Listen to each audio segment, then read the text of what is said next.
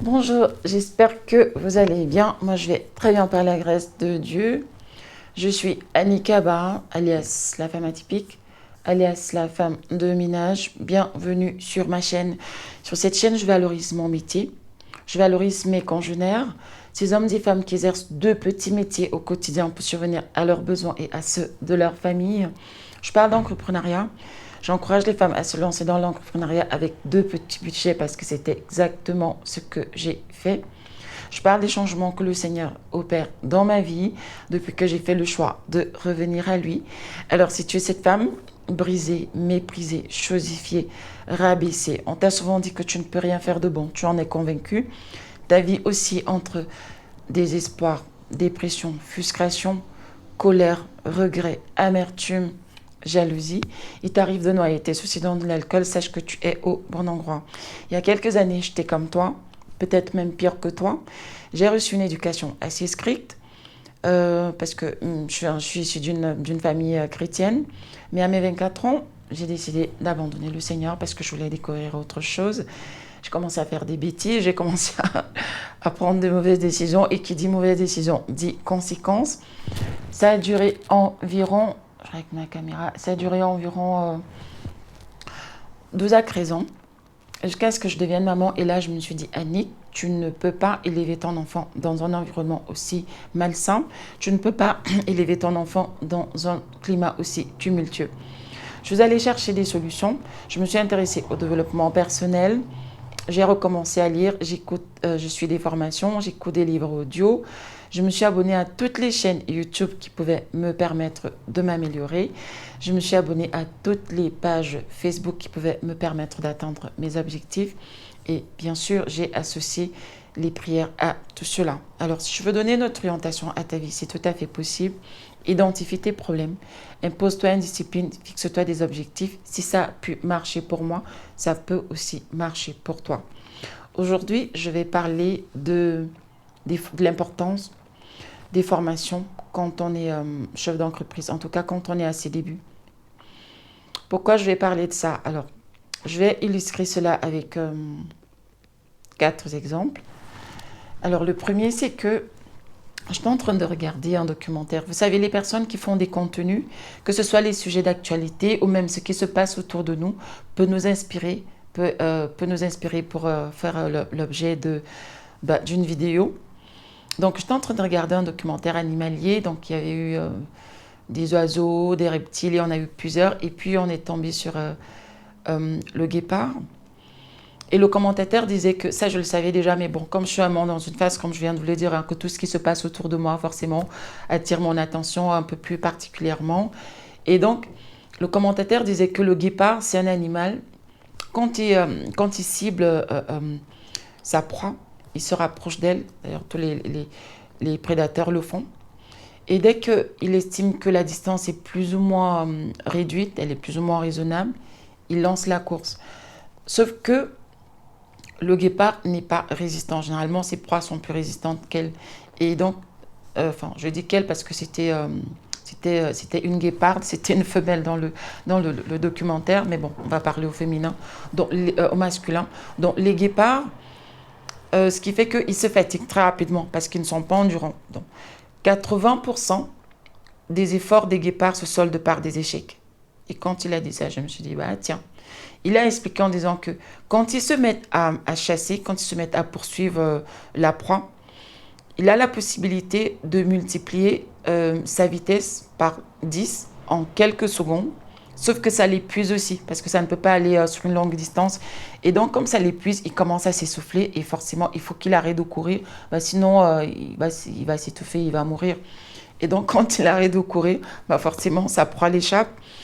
Et quand il réussit même à attraper sa proie, il y a toujours d'autres animaux autour qui viennent lui ravir sa proie, ce qui fait que très souvent, ses efforts ne sont pas récompensés. Mais bon, c'est la vie, c'est comme ça. Et donc, quand j'ai vu ça, je me suis dit, bah tiens, Annick, ça pourrait être l'objet d'une vidéo, surtout que ça m'a interpellée. Et donc, je me suis dit, ok, fais une vidéo dessus pour en parler, pour dire à une personne qui veut se lancer dans l'entrepreneuriat, ou même une personne qui s'est déjà lancée dans l'entrepreneuriat, mais qui est vraiment à ses balbutiements, qu'il est important d'aller se former. Parce que sinon, 80% de tes efforts vont se solder par... ça ne sera pas forcément des échecs, mais ne seront pas récompensés peut-être à leur juste valeur, ou alors ne seront pas récompensés selon tes attentes. Je t'explique. Moi, quand je me suis lancée dans l'entrepreneuriat, j'ai trouvé un marché. Voilà. Il y a des personnes qui sont déjà là depuis de très longues années, qui ont su conquérir leur clientèle, qui ont su les convaincre, qui ont su se positionner, qui ont su surtout avoir une renommée. Et donc, quand tu arrives sur un marché comme celui-là, il faut toujours que tu aies des choses qui vont te différencier des autres, qui vont te permettre de te démarquer légèrement des personnes qui sont déjà là, qui vont te permettre de faire la différence. Et donc, moi, je me suis dit, OK, je vais proposer à mes clients que lors de la première prestation, j'irai avec une salariée et puis je vais aller, si par exemple le client, si le client réserve par exemple 3 heures, donc moi je vais y arriver, je vais faire 3 heures, ma salariée aussi va faire 3 heures, ce qui fait qu'au total, le client va bénéficier de 3 heures qui ne seront pas facturées. Et donc à chaque fois que j'avais un nouveau client, je le faisais. À chaque fois que j'avais un nouveau client, je le faisais et je pouvais le faire 2 à 3 fois par semaine, en plus de ce que je devais gérer derrière. Et j'ai commencé à ressentir beaucoup d'épuisement. Non seulement j'étais épuisée, mais je commençais à être frustrée parce que je travaillais beaucoup et j'avais les choses n'avançaient pas comme je le voulais. Ou encore j'étais frustrée parce que j'allais travailler chez une cliente. On a fait 8 heures au total. J'étais avec une salariée, on a travaillé, c'était une grande maison et c'était vraiment un travail minutieux où il fallait faire attention à tous les recoins. Et je pensais qu'en faisant ça, j'allais fidéliser la cliente. Mais malheureusement, elle m'a dit non. Elle m'a dit qu'elle n'allait pas donner une suite favorable. Et ça m'a énormément frustrée. Ça m'a même fait mal. Et donc, j'ai continué à faire ça jusqu'à ce que je tombe sur une publicité. C'est une publicité qui offrait des accompagnements aux chefs d'entreprise, que ce soit pour la gestion du temps, que ce soit pour le marketing, ou que ce soit même pour la gestion des salariés, le management. Et donc, ça m'a intéressée. Et pendant que je suivais cette formation, je me suis rendu compte qu'effectivement, les stratégies que j'avais mises en place pardon, n'étaient pas les bonnes ou alors qu'elles n'étaient pas assez efficaces, qu'il fallait revoir un certain nombre de choses. Et j'ai pu le découvrir parce que j'étais allée me former. Il y a mon binôme qui est en train de parler là. Comme par hasard, c'est quand je fais ma vidéo qui commence à, je sais pas, il passe des coups de fil ou il reçoit des coups de fil. Vivement que j'ai un manoir, vivement. Bref. Donc, j'ai découvert ça, que j'étais vraiment, pas à côté de la plaque, mais que vraiment les stratégies que j'avais mises en place ne me permettaient pas d'atteindre mes objectifs de manière efficace. J'ai dû revoir tout ça. Donc, il y a eu des formations et ça, c'est le premier exemple. Le deuxième exemple, c'est mon binôme. Quand il s'est lancé dans l'entrepreneuriat, quand j'étais en 2015, il avait 30 ans d'expérience dans un domaine précis. Et donc, il estimait qu'avec ces 30 ans-là, il était assez outillé pour pouvoir réussir dans l'entrepreneuriat. Beaucoup de personnes commettent cette erreur-là. Bien sûr, il n'a pas voulu m'écouter parce que les hommes n'écoutent pas les femmes. Donc, il ne m'a pas écouté et résultat des courses, il a perdu beaucoup d'argent. Enfin, nous avons perdu beaucoup d'argent parce que c'était mon argent aussi quand même. Donc, nous avons perdu beaucoup d'argent.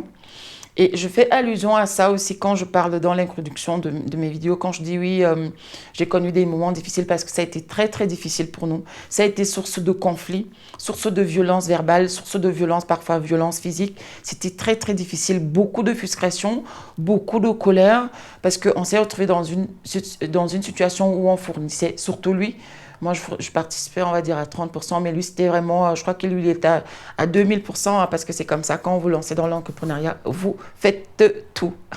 Je dis bien, vous faites tout. D'ailleurs, j'insiste, vous faites tout. Et donc, c'était frustrant. Et il ne m'écoutait pas quand je lui disais qu'il fallait qu'il aille se former. Il pensait que c'était suffisant, ces 30 ans d'expérience, ce n'était pas suffisant. Donc, résultat, comme je vous ai dit, il a perdu de l'argent, il a perdu du temps, il a perdu énormément de choses. Et moi aussi, bien sûr. Il y a cet exemple-là. Je vais vous donner un autre exemple. Quand je travaillais à la DIAC, je gérais un peu nos clients, ou alors je gérais des clients qui étaient des auto-écoles, donc qui avaient pris des véhicules en leasing. Et puis il y avait également des clients qui étaient des infirmiers, qui travaillaient à leur compte, donc des infirmiers en libéral. Et c'est comme ça que j'ai découvert en fait que quand on se lance dans l'entrepreneuriat, il va te falloir un véhicule et que tu as la possibilité de le prendre en leasing. Mais quand tu le prends en leasing, en fonction de ce que vous avez décidé, la société et toi, soit ça sera par les prélèvements, soit ça sera par les virements, mais en tout cas, il faut que tous les mois, à la date convenue, que tu puisses payer. Et si tu ne payes pas, écoute, on va commencer à t'appeler pour te dire que tu n'as pas payé. Et donc, si tu es infirmier, tu travailles par exemple pendant 5 ans, je pense que c'est ce qu'on leur demande, 5 ans dans un hôpital avant de se mettre en libéral. Alors, quand tu travailles dans un hôpital, c'est ton manager qui va s'occuper de te trouver ton matériel. C'est ton manager qui va s'occuper de te trouver des patients. C'est ton manager qui va s'occuper de te trouver un cadre où tu vas justement t'occuper des patients. C'est ton manager qui va s'occuper je sais pas, de s'assurer que ton salaire est viré à la fin du mois. Ça ne sera pas ton problème. Tout ce que tu auras à faire, c'est d'arriver le matin et de faire ce que tu as à faire en fonction des consignes. Mais quand tu te mets en libéral, tu vas te débrouiller pour trouver des clients. Tu vas t'occuper de ta compta. Bon, tu peux l'externaliser, mais bon, il va falloir que tu ailles trouver le prestataire qui va s'occuper de ta compta. Il va falloir que tu trouves des moyens pour fidéliser tes clients. Il va te falloir un moyen de locomotion, donc ça va être une voiture. Et si tu la prends, si tu as déjà ta voiture, tant mieux.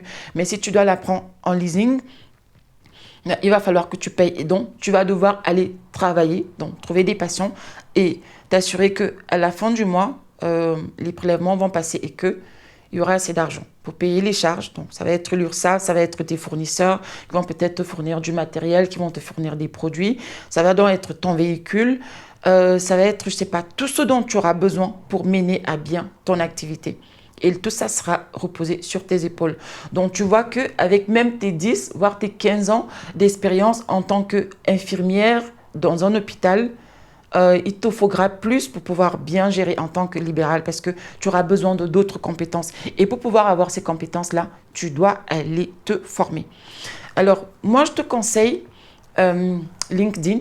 J'apprends énormément sur LinkedIn. C'est par exemple sur LinkedIn que j'ai découvert que je n'étais pas la seule à avoir des problèmes à recruter. Je n'étais pas la seule à me retrouver en train de stresser, en train de déprimer parce qu'un client m'a pris la tête ou parce qu'un client m'a dit des méchancetés ou parce qu'un client n'est pas satisfait malgré tous mes efforts. C'est par exemple sur LinkedIn que j'ai découvert que les entrepreneurs ont souvent le stress de constituer une bonne équipe, une équipe qui comprend les consignes, qui respecte les consignes, qui peut mieux assurer même quand le manager n'est pas là. J'ai découvert beaucoup de choses. Je te conseille de lire, par exemple, c'est en lisant que j'ai découvert, j'ai lu le livre de Christian Rouleau. Alors Christian Rouleau, je crois que c'est le leader du nettoyage en France, si mes souvenirs sont bons. Et il a commencé comme homme de ménage, genre vraiment, c'est lui qui faisait tout, il a tout fait. Et justement, comme je vous ai dit, quand vous lancez dans l'entrepreneuriat, dites-vous que pendant au moins les 3 premières années, vous allez faire énormément de choses. C'est comme ça.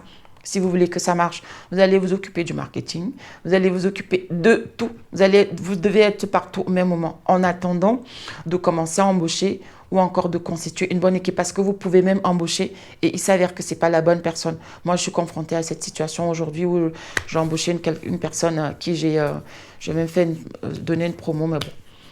Je me suis rendu compte après X mois que ce n'était pas le bon profil. Et c'est aussi sur LinkedIn que j'ai découvert ça. Donc, Christian Rouleau disait et dit dans son livre du moins que c'est sur le terrain qu'il a appris qu'il était important d'avoir un texte bien élaboré.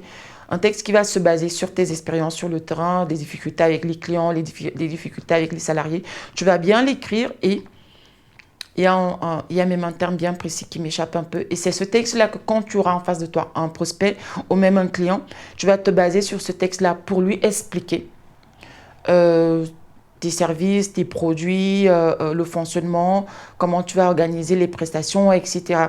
Et moi, je n'avais pas encore ce texte-là. Et quand je suis tombée sur son bouquin, je me suis dit, tiens, Nick, il faut que tu mettes ça en place. Donc, grâce à ce livre-là, j'ai appris. Grâce à ce livre-là, j'ai même découvert. Et lui, à l'époque, il disait déjà il parle parce qu'il parle je crois qu'il a commencé en dans les années 70. Et à cette époque-là, ils avaient déjà des difficultés à recruter des bons profils. Et ça aussi, ça m'a rassurée parce que je pensais que c'était un problème qui m'était... que c'était une difficulté que j'étais la seule à rencontrer. Il est vraiment très difficile d'embaucher, en tout cas dans notre secteur, puisque c'est un travail, c'est un métier qui n'est pas valorisé, donc il n'est pas, les personnes ne sont pas motivées à l'exercer. Donc il est vraiment très difficile d'embaucher des personnes compétentes, des personnes qui respectent les consignes, des personnes qui parlent la langue, parce qu'il y a souvent aussi la barrière de la langue. C'est grâce à son livre aussi que j'ai découvert ça. Et des trucs comme ça me rassure parce que je me rends compte que je ne suis pas la seule à vivre ces difficultés-là. Donc, je me forme avec des livres et je me forme aussi sur YouTube. Alors, pour moi, YouTube, c'est l'univers. Je dis souvent que YouTube, pour moi, c'est l'université virtuelle. Il y a tout sur YouTube. Toutes les thématiques sont abordées. Le repassage, par exemple, c'est sur YouTube que j'ai appris à repasser les graous, que j'ai vu comment on plie, machin. Sur YouTube, on apprend énormément de choses. Par exemple, j'ai aussi appris à détacher beaucoup de tâches avec des astuces vraiment de grand-mère. Vous pouvez tout apprendre sur YouTube. La communication, les langues même sur YouTube. Mes enfants apprennent les langues sur YouTube parce qu'il y a plusieurs, vous avez tout sur YouTube. La peinture, la décoration, le BTP dans la maçonnerie. Vous avez quoi d'autre? Montage de vidéos. Vraiment, vous avez tout. Il suffit que vous partiez faire une recherche et vous allez trouver tout ce que vous voulez. Donc, je conseille YouTube. Je conseille donc les livres, LinkedIn, YouTube. Je conseille aussi Facebook parce que j'apprends aussi beaucoup de choses sur Facebook, surtout aujourd'hui où les algorithmes peuvent vous permettre peuvent vous cibler en fonction de vos préférences, en fonction de ce que vous aimez regarder. Je conseille aussi les conférences, les podcasts, les podcasts, les séminaires, les lives. Il y a aussi beaucoup de choses qui se passent dans les lives. Parfois, vous allez regarder un live d'une heure et il y a un truc qu'on va vous dire qui va vous permettre de changer beaucoup de choses. Juste une petite phrase. Hein. On va prononcer, peut-être l'animateur va juste prononcer une petite phrase et ça va vous permettre de changer beaucoup de choses. Vous avez également des formations sur l'intelligence artificielle. Donc, intéressez-vous à l'intelligence artificielle en fonction de votre secteur d'activité qui va également vous permettre de mettre en place beaucoup de choses qui vont vous permettre de gagner du temps et d'être plus efficace sur vos services et sur vos objectifs. Il y a quoi d'autre? Et bien évidemment, entourez-vous des bonnes personnes. C'est très, très important. Entourez-vous des bonnes personnes, entourez-vous de personnes qui peuvent vous apprendre, qui peuvent vous permettre si possible, des personnes qui sont aussi dans l'entrepreneuriat, pas forcément dans votre secteur d'activité, même si l'idéal serait que cette personne-là soit dans votre secteur d'activité. Vraiment, ne vous dites pas que non, c'est bon, j'ai tout ce qu'il me faut, je peux évoluer, je n'ai pas besoin de formation. Surtout, ne commettez pas cette erreur. Moi, j'apprends tous les jours, j'apprends surtout sur Facebook, sur YouTube. Alors, voilà, sur YouTube. Moi, je regarde des vidéos sur YouTube parfois en cuisinant. Pendant que je cuisine, je sais que la cuisine va me prendre minimum 2 heures. Donc, pendant que je cuisine, allez hop, je lance un truc, ça finit, je lance encore un autre. Et ça me permet d'apprendre pendant que je travaille.